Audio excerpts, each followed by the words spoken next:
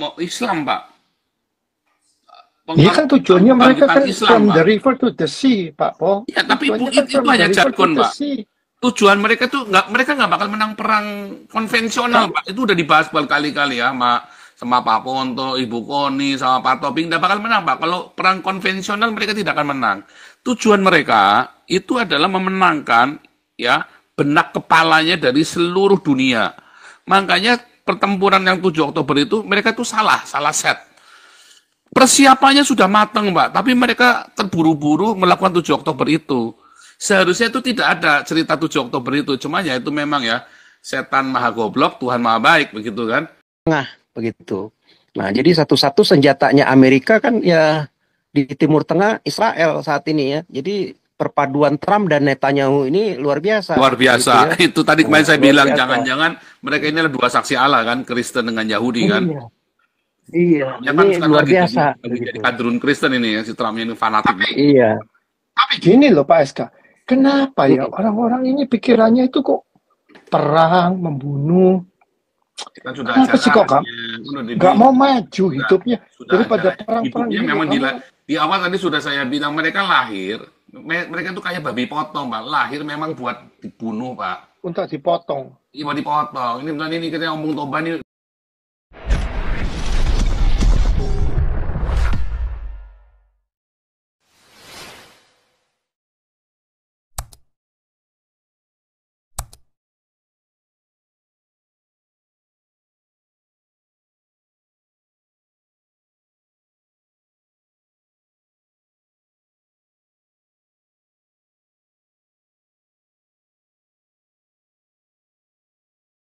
Bisa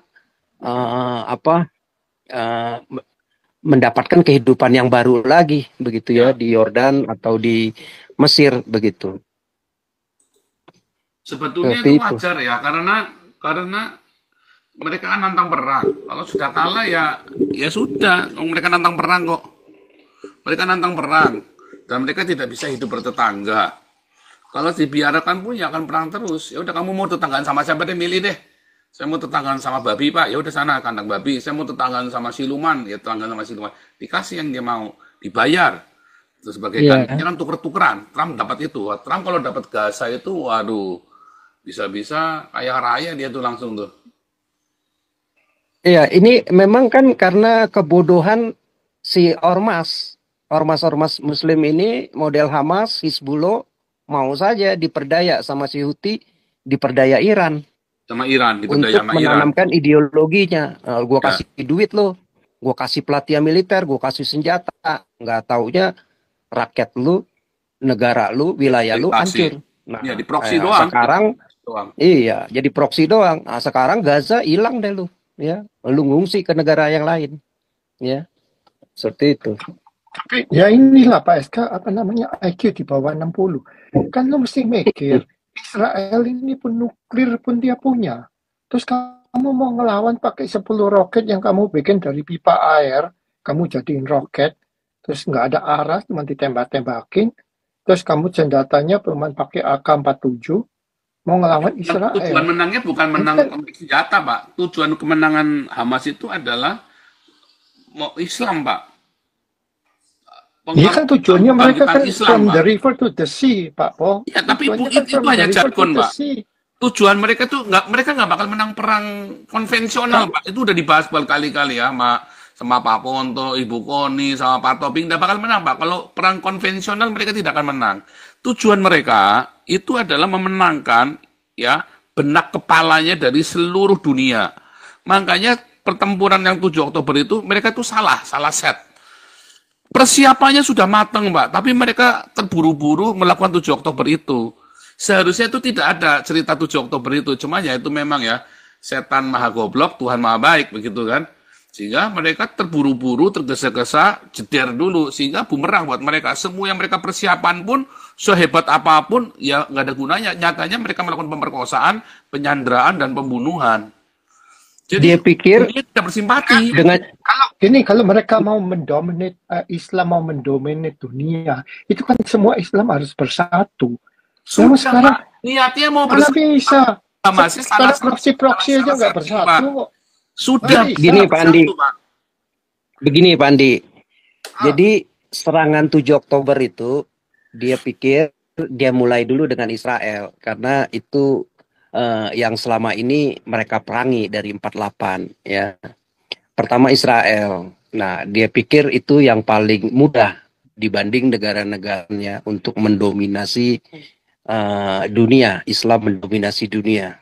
Nah, tetapi ini kan adalah kelompok-kelompok Ikhwanul Muslimin, ya, di mana Ikhwanul Muslimin ya itu salah satunya sama seperti HTI, Khilafah mendominasi dunia, mereka jadi kelompok yang menjadi leadernya, memimpin, ya yang dia mulai di negara-negara kawasan dia dulu, ya terutama yang paling dekat, ya yang dekat Palestina, dekat Iran, dekat Libanon, dekat Suriah. Nah, itu mereka kuasai dulu. Nanti setelah itu mereka akan kuasai dengan gampang Uni Emirat Arab, Arab Saudi, Yordan, itu otomatis gampang mereka kalahkan ya. Nah, jadi intinya mereka mau menguasai Timur Tengah. Dari Timur Tengah itu ya nanti ya seperti kayak Khilafah juga Ottoman nanti merambat ke Eropa yang negara-negara kecil dulu diperangin begitu ya. Nah, jadi itu kan mimpinya, baru mimpi gitu ya. Dia pikir mungkin dengan serangan 7 Oktober itu 3.000 rudal sehari begitu ya, dalam hitungan 1 minggu bisa hampir 10.000 rudal, 10.000 roket bisa menghancurkan, meluluhlantakkan Israel, habis begitu ya, menggenosida habis Israel.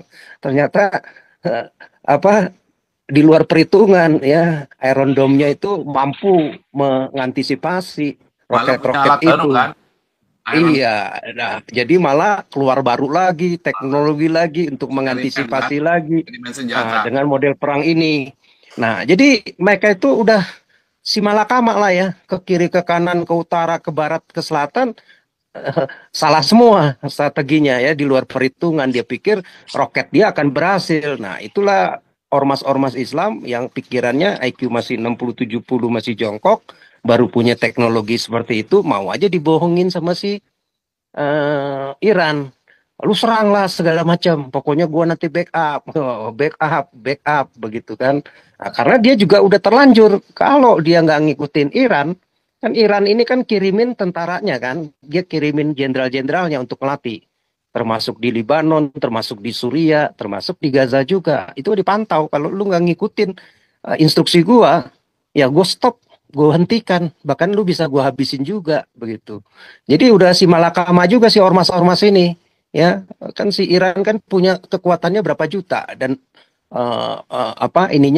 persenjataannya jauh lebih canggih ya. Jadi yang dikasih ke si siapa si Hizbullah, si Hamas, si Houthi ini juga bukan persenjataan yang benar-benar canggih ya, yang ya masih mungkin masih setengahnya, seperempatnya si Iran begitu ya. Jadi si Iran nggak mungkin dia kasih semuanya, dia juga takut. Intinya dia mesti kontrol juga buat defend dia juga, bahkan buat kemungkinan kalau ormas-ormas ini berontak sama dia, nggak ngikutin instruksi dia. Nah, akhirnya ya 7 Oktober itu si malakama, dia pikir mungkin dengan serangan 1 minggu ini si Israel luluh lantak, habis itu. Nah, itu kemenangan besar buat mereka, bisa meluluh lantakkan. Nah, sehingga dia bisa berkuasa di situ, karena mungkin Western dia pikir nggak terlalu mau campur tangan banyak ya di Timur Tengah begitu. Nah, jadi satu-satu senjatanya Amerika kan ya di Timur Tengah Israel saat ini ya. Jadi perpaduan Trump dan Netanyahu ini luar biasa. Luar biasa. Gitu ya. Itu tadi kemarin saya bilang, jangan-jangan mereka ini adalah dua saksi Allah kan, Kristen dengan Yahudi kan. Iya, ya kan, ini luar biasa. Jadi kadrun Kristen ini ya, si Trump ini fanatik. Tapi gini loh Pak SK, kenapa ya orang-orang ini pikirannya itu kok perang, membunuh?